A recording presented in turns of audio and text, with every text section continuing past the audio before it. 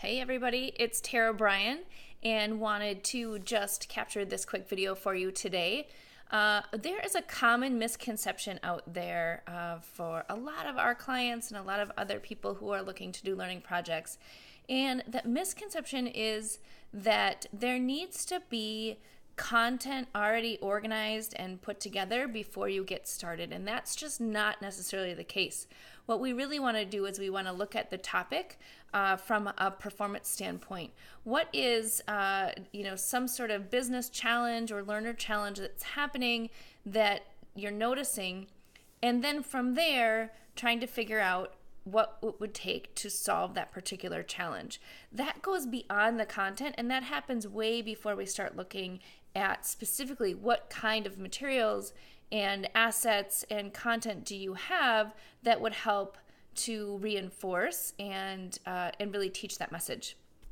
So one of the things that I love is a quote from Dov Gordon, and it says that that everything kind of boils down to two different things. One, you have a problem that you have that you don't want, or you have a result that you want but you don't have, right? So what you're trying to do is solve for that, right? You're taking that learner on a transformation. What is happening today, and what do they need to be able to do differently in the future? And that's really the essence of why you're creating a learning experience, is taking someone from where they are today and transforming them into a new level of performance or knowledge or whatever the outcome is that you're looking for.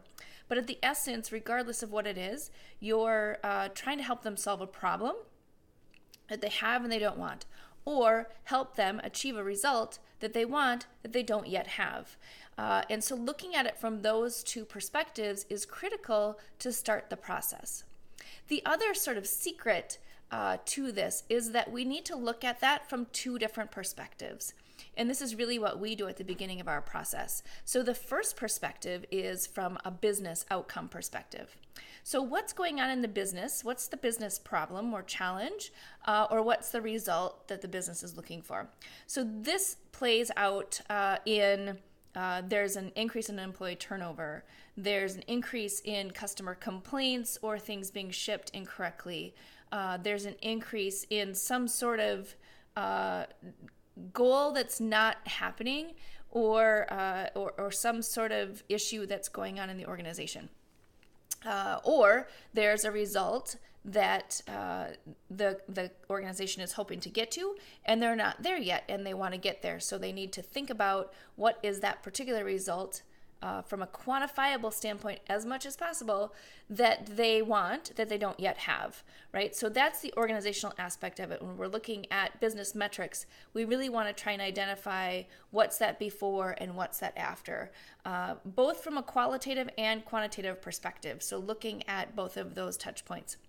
The other piece of the puzzle here is looking at that same set of criteria for the learners, because the learners are going to have different pain points and different challenges and different ways to get there than what that business result looks like, right? So while an increase in turnover could be something going on with the organization, from an individual or learner perspective, the reason for that may be totally different than the reason you would put together from a business perspective. So it could be that there's a process has been created, but maybe hasn't been communicated. Maybe there's some inconsistency in how process or systems have been applied. Maybe there's some tribal knowledge differences, right? Some people who have been with the company longer have a certain skill set where people new to the organization don't have that skill set, and they need to get to that place of everyone being at the same level of competency. So we need to look at that learner piece too. So what's the problem or pain that learner has? Why aren't they doing what the activity is that they need to be doing on the job? Identify that. This is probably the place to point out that it's sometimes not a training issue, but looking at those particular symptoms of what's going on from a learner has a problem that they want to solve so they can perform better on the job. Because at the core, everyone wants to come and do their best work every day in their job. And if there's something that's in the way, they can't do that. So what is that problem? Or what is the result that they are hoping to achieve, but they just can't get there, right? They don't know how to get there. They don't know what to specifically do. They haven't had any practice, those kinds of things. That's a result that they're hoping to get, and they need that scaffolding and sequencing to get there. So looking at it from this perspective, you can see how we're not even at the content yet. We're not at what is the specific things that they need to have, tools, assets, resources, information, in order for them to be successful. Right now, we're trying to identify what is the problem that they have that they don't want, or what is the result that they want but they don't have. And really honing in on that, what that is going to do is make sure that the learning experience that you're creating is going to move the needle in the organization and not just provide additional information that then somebody has to figure out how to apply. Because we really want to make sure that what we're creating is going to make a change in the workplace. It's going to make a difference in the way that somebody can do their job so they can become more successful.